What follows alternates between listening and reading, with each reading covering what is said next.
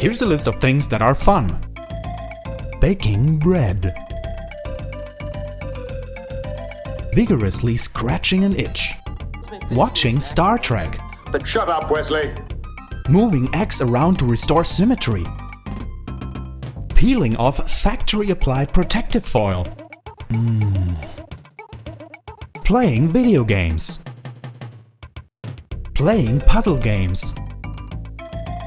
Wait a minute, the last two were redundant. Puzzle games are video games. Wait, how did you even get... Come on, man, that's someone else's podium. Get out of there, we can get us in serious trouble here. Man, that guy, swear to God. Okay, where was I? Video games, puzzle games. Yes, they are, but there's a fundamental difference in thinking when designing and playing puzzle games compared to other games. So, no matter if you're a game designer or you simply love games, digging up the intricacies of how puzzle games are made can give you an interesting new perspective on how to experience them in the future. Today we're going to talk about the dominant strategy in puzzle games.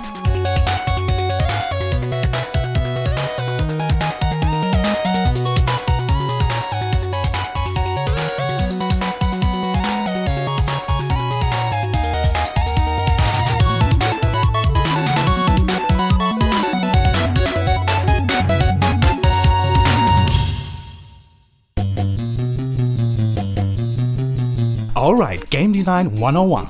If a game's challenges and gameplay aren't versatile enough, it becomes boring and monotonous pretty quickly, right? Well, duh. One very important guideline a designer has to follow is to prevent the game from offering the player a dominant strategy that overpowers every other strategy in the game. This is a death sentence for competitive games. Just imagine if the 1000-hand slap from E Honda in Street Fighter was by far the strongest move in the game. Every match would look like this. It also makes single-player experiences feel dull and unbalanced, because once the dominant strategy is found, there's really no challenge anymore. Boring!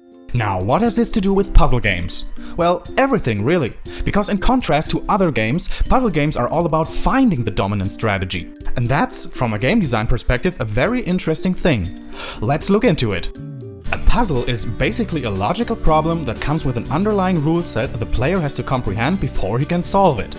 In order for a challenge to qualify as a puzzle, it has to make the player perform a so-called perceptual shift to find the solution. This means that the player has to employ one of the three basic puzzle-solving methods.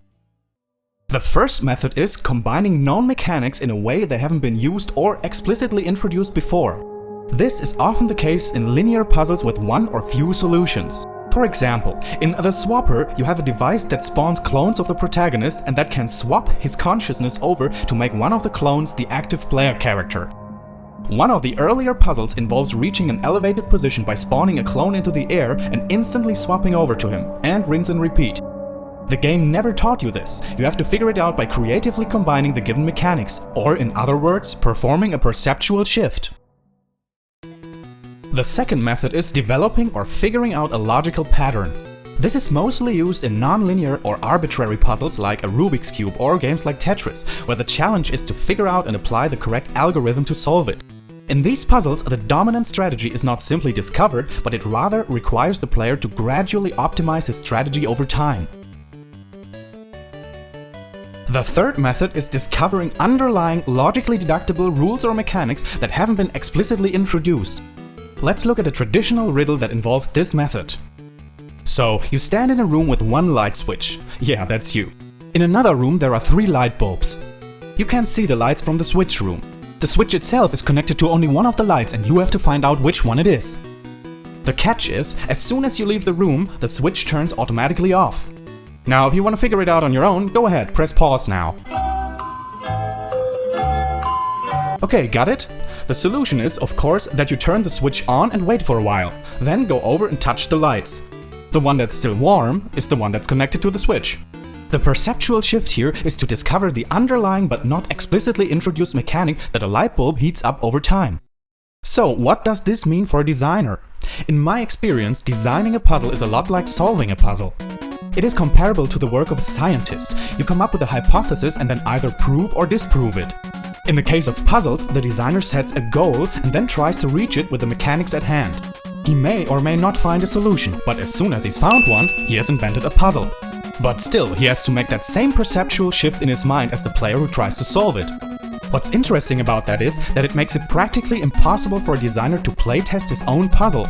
Because as we have learned, when he has finished it, he already knows the dominant strategy, which makes him a completely unreliable test subject. When you design a stage for an action-oriented platformer and test it as a designer, you can get a rough but pretty good estimate of its difficulty level by considering yourself a high-level player.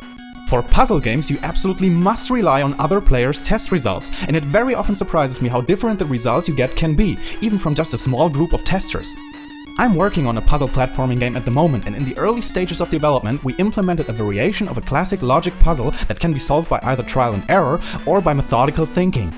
We let 5 players test it, and the results couldn't have been any more diverse. Some found the solution in less than a minute, while others took way longer, and one person, who happens to be a professional chess player with a Grandmaster title, gave up after 50 minutes of trial and error. When it comes to abstract thinking, people come up with a surprising variety of approaches, and that is one of the big challenges of puzzle games. If the perceptual shift it takes is too big for a player, he will become frustrated and quit the game. On the other hand, if it's too simple, the game will lack those extremely satisfying aha moments that are the true strength of puzzle games. And that is what you should strive for when you design linear puzzles like these. Reiterate over and over and let fresh players test it again and again. Observe your testers while playing it. Take a close look at their facial expressions. The moment you see their features lighten up and you hear the ominous "ah," you know you have done something right. Now, one last thing. What you also have to keep in mind is that these kinds of puzzles have almost no replay value. As soon as the player has found the dominant strategy, the puzzle is by definition not a puzzle anymore. It's very hard to design around that, and oftentimes, in my experience, not even recommendable. So if you go for linear puzzles in your game design, my advice is make your first priority that every puzzle is unique and interesting in its own way, rather than focusing on artificial ways to enhance the replayability. That's all for today. I hope I could give you at least a small insight into the specifics of puzzle design. If you liked what you saw, then please click the like button and follow us on all those social medias here, and subscribe too if you haven't done that already. It would give me a huge bonus in happiness. And by the way, the person that can count how often I use the word puzzle in this video will officially be in my cool book. If you want to see more videos, then click the annotations here, and also make sure to check out this video by extra credits on planning, practice and improvisation, and think about how much of this applies to puzzle games. So as always, thanks for watching, keep on playing, and I see you next time on RagnarRox!